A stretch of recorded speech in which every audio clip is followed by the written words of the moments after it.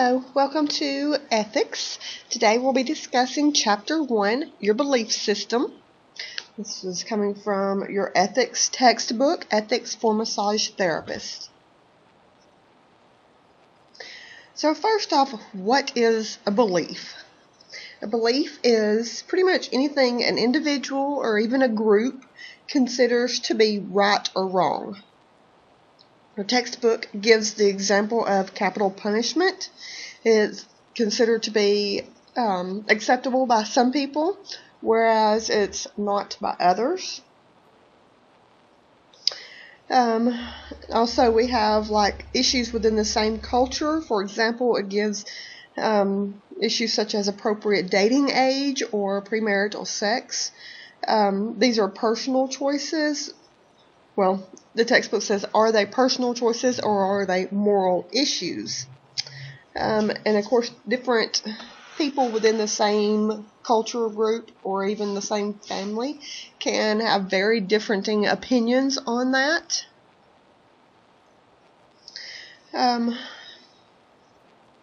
Personal beliefs involve simple day-to-day issues such as following rules at work, etiquette, and even things some people believe are common sense. It says many factors play a part in how these different beliefs came about. As an individual, you have your own belief system that influences you in everyday life. Understanding your own personal beliefs and values is important in the profession of massage because these beliefs and values contribute to your personal ethical principles. Examining varied aspects of your personal beliefs, your values, your morals, and ethics will help you to develop guidelines for your successful practice in bodywork. And success in bodywork or massage doesn't necessarily just mean financially. It's also means in relation to your relationships you building those strong, healthy relationships with your clients and your peers.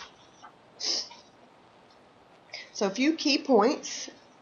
Understand your personal belief is important. Beliefs and morals are traits that are learned. And also your beliefs contribute to a successful massage therapy practice. So as far as personal development of values, there's 4 topics we're going to discuss. The first up will be the family influences. Then we'll discuss the influences of your culture, the influences of your environment, and then influences that you are subjected to by exposure to the world. So family influences. Every one of us has a specific family member or a close family friend that has had a major impact on our belief system. These individuals with whom you spend most of your time with during your first 15 to 18 years is considered your family or your caregivers. Those are the ones that we're talking about with family influences. Those that you were raised up with or that raised you. They provided you care and support and your basic fundamental needs during the first 15 to 18 years of life. Their influence on your belief system starts as soon as you're born and often continues even after you leave home. After adolescence, other valued people will have influence, such as teachers, a spouse, close friends, and eventually even your own children. As a toddler, you begin learning right from wrong by being told so by other people. Your mother or caretaker tells you not to hit your sister, not to pull the dog's tail, to look both ways before crossing the street. Just a couple of examples. We as children, we generally trust what others tell us and often develop conditioned responses to those situations. After you begin school, other people begin to influence what you consider right or wrong. Your teachers and other influences hopefully will reinforce what you have learned, or they sometimes present a whole new viewpoint of what's right or wrong. When receiving conflicting points of view, individuals may eventually reformulate what they believe is right or wrong, or they may hold strong to their original beliefs. As you enter the adolescent years, still more influences are introduced. Peers have a great influence on what you value and how you think and act. Television, radio, and internet provide a large amount of information and have been shown to influence people's belief systems as well. Because today's individuals have much information readily available and are exposed to huge amounts of diverse and different information, it's easy to understand that many people start to question their learned values even at an early age. With so many influences, which can be conflicting, it's not unusual that many teens rebel against what they've learned within their family dynamics. Adolescents are exposed to many different viewpoints in school and various social settings and may begin to look elsewhere for a broader understanding of what is right and what is wrong. It may not be until you are older and have been exposed to other points of view and information that you begin to see things in a different light. Sorry guys, this phone is ringing off the hook. Close that door so we won't hear it as bad. Okay, so when you leave your family, you're living on your own. You likely have a new sense of freedom, and without even realizing it, you continue to rely on your previous beliefs, but sometimes you'll also develop a few new beliefs. Living on your own can test what you think to be right or wrong. It is natural to try out new things, new ideas, different ways of doing things. Many lessons are learned through this process. It says in our textbook, as the old saying goes, you have to learn the hard way. Often making a mistake causes a shift in your thinking and leads to evaluating what you may do differently in the future. So mistakes aren't necessarily bad things. It's just things that hopefully you will learn from and you will change. In adulthood, once we become an adult, we're out on our own. Most people's values are pretty well formulated. Our beliefs and our value system, we've pretty well got that down pat at this point. But often individuals end up still believing in some or instilled them in their youth. They'll pick up some different along the way. Sorry, our slide went away here. Let's get that back up here. We get new values, new beliefs caused from those mistakes that we've made or from different people we've come in contact with. At the same time, as an adult, you're interacting with a wider range of people, and you may experience conflicts between your values and your beliefs and those of others. As you form serious relationships, common conflict is in what you feel is right or wrong. Conflicts occur over things as simple as difference in opinion about doing housework or preparing meals, or in those extreme things of religions, cultural customs, family customs. Hopefully, as an adult, you're able to compromise and be flexible while respecting your own beliefs and those of others as well. A couple of key points on that. Under family influences, we learn through developmental stages. Family influences are very important, and beliefs vary from person to person. Okay, at this point, I want you to pause the video and do exercise 1-1. It's just asking you about 3 people in your life that you believed influenced you and how that influence affects you today. So we'll pause now and do that, and then we'll come back and talk about influences of culture.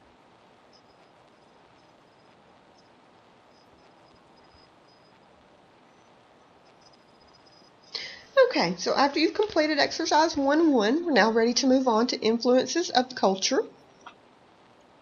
Culture can be defined as the customary beliefs, habits, and traits of a racial, religious, or social group, often dependent on one's country and language.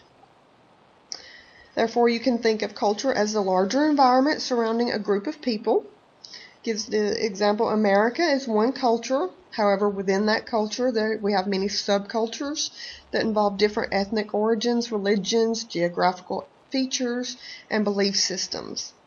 Steeped within cultures and subcultures are many traditions, such as holidays, clothing, and food preferences. Staying close to the environment in which they were raised often gives individuals a feeling of being safe. When we're taken out of that safe environment, we experience what we call culture shock. This refers to the experience of suddenly encountering very different environment outside of your own familiar culture. This often causes stress for many individuals, obviously. But for others, exposure to other cultures leads to reconsideration of their own values and more respect for the diversity of thoughts and traditions of others. So culture shock can be stressful, but it can also be a great learning experience. Influences of the environment. Your physical environmental factors also influence how and what you think and believe. If you were raised on a farm and you moved to the city, of course you're going to have that initial culture shock. You're going to have a hard time adjusting to all the crowds, the noise, the lights, the sounds, everything. And the same is true if you're raised in a big city and you move to a rural area or a farm. You'll have trouble probably adjusting to the relaxed nature, the silence, even the different type of people that you're around. I know with my parents, they said when they moved to Haleyville, Alabama from Hollywood, Florida, just outside of Miami, it took them like 6 or 8 months just to get used to the silence. It's like the silence drove them crazy. 'Cause even like I remember hearing them talk about crickets, like they could hear crickets. Crickets would drive them nuts at night because they couldn't sleep because of the quietness. The only sound you heard was crickets. So your environment can have a great influence on you, and it can, like with everything, it can be positive or negative. Eventually, if you're there in the situation long enough, you should adjust. Environments not only include the physical surroundings, but also the people who inhabit the particular area. Particular groups or populations often possess particular beliefs and habits. A community's shared beliefs are generally influenced by traditions and habits and beliefs. Beliefs and values can, Beliefs and habits can be very different in different places. Massage therapist opening a practice in a small town may be looked upon, I keep losing our slide here, sorry about that. A massage therapist opening a practice in one area may be considered a great asset to the community, whereas a massage therapist opening practice in a different area that's had some issues with prostitution, things of that sort of nature, tend to be frowned upon in their community, and it's actually harder to get a license in those communities. Your business license, not your massage license, but your business license to actually go in and open an establishment. Me specifically, one of my situations when I opened a day spa in Haleyville, in my hometown, I had a elderly lady come up to me in the grocery store and tell me, and note, I have my 2 children with me. One's 6, one's 12 at this point. But she comes up to me and tells me how, in front of my children, she does not appreciate the cat house I've opened. And kind of just caught me off guard. Didn't really know how to respond to that. But my youngest daughter, Hannah, she responded perfectly to the situation, not knowing what the lady was talking about. She kind of put her little hand up on her hip and said, "We don't have any cats because my mommy doesn't like cats." And we kind of just left it at that, walked away, and, from the mouth of babes, I guess, it kind of ended up working itself out. Eventually, this lady ended up coming to the spa. She fell and had an injury, was referred to me by a physician for massage therapy. She ended up coming and continued coming after that initial visit for many years, actually up until she died. But nothing was ever said about the incident. I never brought it up, never mentioned it. I felt like it was settled, it was done. My daughter unknowingly kind of made the woman look like an ass in front of everyone, and things progressed on from there. Whenever you have someone that has a negative response to your profession as a massage therapist, it's usually better to not get angry. And we go into that towards the end of this chapter, so I won't touch too much on that right now. A couple of key points from influences of the environment. We have beliefs gradually become your values. So if you believe in something, you're going to eventually hold that to be important to you. So it's going to become a value. Values are part of who you are. Understanding your past helps you to understand your present. And we're influenced by culture, environment, and the world at large. So next we have exposure to the world. The exposure you have had to world events, news, education, and other cultures and belief systems also greatly influences how you think. The thought process of people who have lived most of their lives sheltered from other ways of thinking and doing things generally reflect only what they know and have seen themselves. Their beliefs and values may be more directly attributed to their upbringing in the family and immediate environment. This is not to say that their beliefs are in any way wrong or not as important as those who have been brought up with a more exposed to the world, I guess. More exposure a person has to the outside ideas and information, the more information that person has on which to base their beliefs and their values. It's very important as we're raising our children, or in some cases even grandchildren, to expose these young lives to a broader aspect than what we were exposed to as we were growing up. Modes of communication have changed dramatically in the last decade, as have people's exposure to information communicated through the media. A few decades ago, newspapers were the main source of information. They provided a great deal of information about events. Then television became the main source of news for a large segment of the population. The amount of coverage about individual events on the evening news decreased to a small fraction of information compared to those of the newspapers. And so the ones with the still reading the newspapers got more detailed information, whereas once we switched over and we started watching the evening news, that kind of information, it became more brief and less detailed. We just kind of got the highlights of it.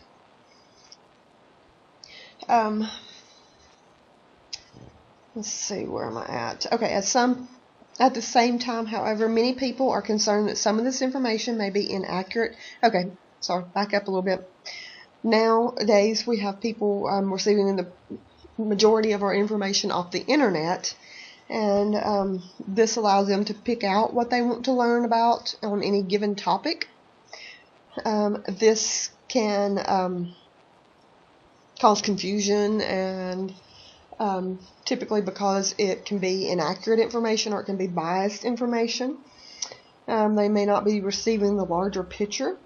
Nonetheless, all the sources of information continue to influence our beliefs and values.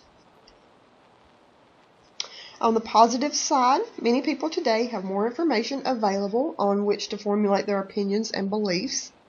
The media has played an important role in helping people to see the benefits of massage. Only a few years ago, we only heard of negative things with massage when there was a bust for prostitution or a massage parlor that was raided or something. It was always negative. Now we get a lot of exposure about the positives of massage therapy and how massage and different modalities of massage can really benefit us and promote health and a healthier lifestyle. Today, hundreds of news stories, articles, and internet sites explain the different modalities and their positive effects. The effects of massage for premature babies in hospitals is one of those. Also, now we're talking about the effects of massage on cancer patients, the positive effects of geriatric massage, massaging the elderly. The media has really helped to promote massage therapy in a positive way over the last few years. Prior to that, it was more just negative, but nowadays everything's more positive towards massage for the most part. We still do get the occasional prostitution fronting as massage therapy and stuff, but those are getting fewer and fewer. Okay, so now I want you to complete exercise 1-2. It's on page 5 in your textbook. It says think about how your beliefs and values have come about. Answer the questions below will help you to realize the sources of your present beliefs. So there's 5 short questions there. I want you to go in and answer those. And you can do that on the same, I would do it on Microsoft Word or whatever, same as you did exercise 1-1, because then at the end of this chapter, then you will email all of these exercises to me. Okay, so we'll pause here and let you do that.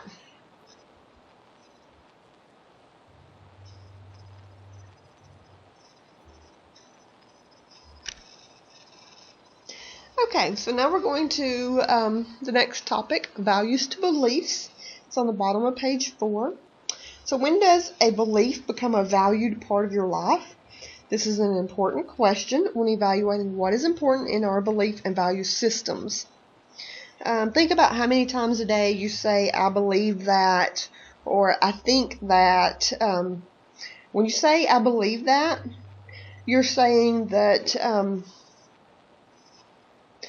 you truly believe that, or you truly think that whatever you're stating is the truth. And there's a difference when you say, I believe that, versus say, like, okay, in the situation in our textbook, it says, I believe that the store is 2 blocks down on the right. So what you're saying there is that you think this is true, but there's a possibility that it is not true. It could be 3 blocks down.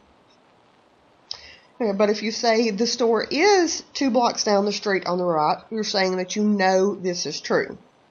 So see that difference there? When you say I believe, you're saying that you think, you're not sure. The second statement is for you an absolute statement of fact that it is where you say it is. The same holds true for many beliefs and values. When you believe in something, when you really feel it is important, you know it is the right thing to believe or do. When that belief becomes part of your value system, you take ownership and it becomes part of who and what you are. When you know something is right or wrong and you see no room for exceptions, this belief has become a valued part of who you are. So once you accept that is it, that is what's right and what's wrong for you, then that has become your value. Something that you value is a strong part of your foundation. For example, saying, I believe I will not take financial advantage of a client does not mean quite the same thing as I will never take financial advantage of a client. The process by which beliefs and values become your foundation is important for becoming an ethical person. So our slide, evaluating what is important in your belief and value system. And belief becomes part of your value system. You take ownership of it. Then we have values and morals on page 5. When does a value become a moral belief? Remember, a value is what you hold to be important, while a moral is a strong belief that something is always right or wrong. And that's the key word. Moral is something that's always right or wrong. So a value, what you hold to be important. A moral is a belief that something is always right or wrong. You may believe it is immoral to steal or harm another person. These are personal values about serious matters of right or wrong. Often people think of morals as absolutes, such as saying it is never moral for anyone in any place at any time to steal from another. For many people, morality is based on religious beliefs as well. A country's laws are usually based on shared moral system about what is right or wrong. It gives the example of the law against murder reflects the shared belief that murder is wrong, the shared moral that murder is wrong. Ethical beliefs are similar to moral beliefs, but are not exactly the same.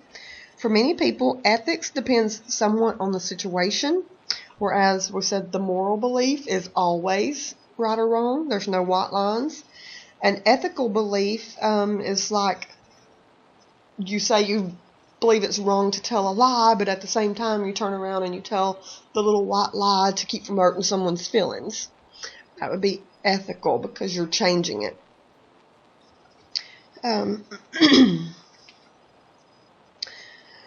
We value telling we value telling the truth, and it is an ethical principle for how we live, but it is not a moral absolute in most situations, 99.9% situations. That's not a true statistic there. That's just my personal belief. I believe everyone has told a lie at some point or will tell a lie at some point. It's not necessarily an intentional thing or a deceitful thing. It's just to save someone's feelings in most situations. Okay, so complete exercise 1-3. This is on page 6. It says find an article in the newspaper or internet or whatever source you have that identifies an ethical problem. Ethical issues are often discussed in relation to business, politics, or even sports. Read the article and report to the class what the situation was and how it involved an issue of ethical behavior. If you can find one relating to the massage profession, that would be great. If you can't, just any ethical behaviors. I know right now with the elections coming up, we have a lot going on with politicians that are very unethical. So if you choose to do something like that, you can.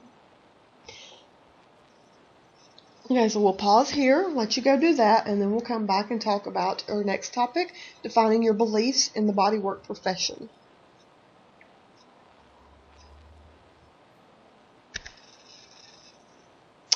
Okay, so defining your beliefs in the bodywork profession. Our slide here, I'm going to let you read this. It's a short section. Basically, you need to... Your understanding your own beliefs about body work is important. Your professional values lead to pride in your work. You learn how to deal with comments from others and learn to accept diversity. People are different, and they do come from different backgrounds, and they do have different beliefs and different values. So you have to learn to accept that to truly be successful in the bodywork profession. But you have to know at the same time where your beliefs lie. So in that section, it's talking about hearing comments from family and friends about negative comments about the massage profession. Sometimes they're not very flattering and can even be intimidating. It's perfectly natural to feel angry or hurt by such comments, but try not to overreact. Try to use it as a situation to educate the public about what massage therapy is, and more importantly, what massage therapy is not. Okay, coping with people and with other beliefs. So again, this is going to go into that same topic, like what do you do when someone is saying negative things about your profession? We're going to talk a little bit about that. First, I want you to complete exercise 1-4. Yeah, that should be 1-4 at this point.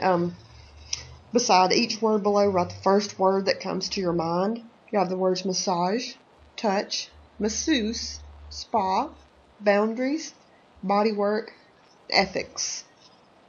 And then it says, do you see a pattern in your responses, and try to describe it. I want you to do that. And then I also want you to go on to page 7, your personal journal. I want you to do that exercise also.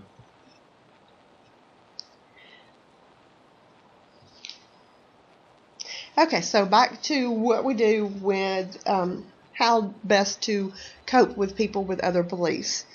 Number 1, it says, don't get angry or defensive. You have nothing to defend. Instead of getting angry, take a moment to share your enthusiasm. Says you might begin by saying, you may not know how many doctors these days are sending their patients to massage therapists. And lots of research has shown how massage therapy helps people become much healthier. Gives you an example of what to say instead of getting defensive or getting angry about it. There's an example. Number 2, the person who made the comment may just be kidding. Again, take the time to educate them. You can say something like, I know a lot of people think being a massage therapist is not a real career, but I can't wait to work in the healthcare community and help people feel better. If the comment is truly out of line, take the opportunity to educate. An important responsibility of all massage therapists is to educate the public about what we do. You may say, there are so many misconceptions about what massage therapy really is. And to practice in most locations, we're required to have extensive training, such as a minimum of 500 hours of school. In the state of Alabama, you have 650 hours that is the minimum requirement. Here in our school, you will do a minimum of 800 hours. In most states, we're a licensed profession, much like doctors, nurses, and physical therapists. That's your kind of comeback line if you need help with one for dealing with out-of-line comments. Okay, number 4, people are often fearful of what they do not understand. With this, you might say massage therapists are educating the public about the positive benefits of massage and working with clients to provide the safe and nurturing aspects of massage and body work. Number 5, learn to walk away. There are a few people you will not be able to educate or convince because something in their background or their belief system, they believe that body work is not a good thing, and no amount of talking will change their mind. In these situations, it's better just not say anything, just walk away. Or like with my situation with the elderly lady and my youngest daughter, Hannah, she said it all and then we just walked on. There's no need in arguing with someone like that. 9 times out of 10, they're never going to change their opinion. And, the saying, opinions are like assholes, excuse the French. Everyone has one. Okay, so next I want you to read and answer the scenario questions on page 8. They're at the bottom. It says in small groups discuss various ways. I just want your opinion of these. You don't have to discuss it with anyone. However, if you do want to get with another classmate and discuss it, please feel free to do so. And then we will continue on with next week, or next video will be on values and emotions from chapter 2. Here's your key terms from this chapter. Definitely have to make note of them, write them down, put them on flashcards. Know these key terms. You will see these multiple times, and they are required as part of your assignment to turn in as well. And that is it for today on your belief system. If you have any questions or comments, again, please feel free to text me or email me, or even if necessary, you can give me a call. Thank you. We will talk next time on values and emotions.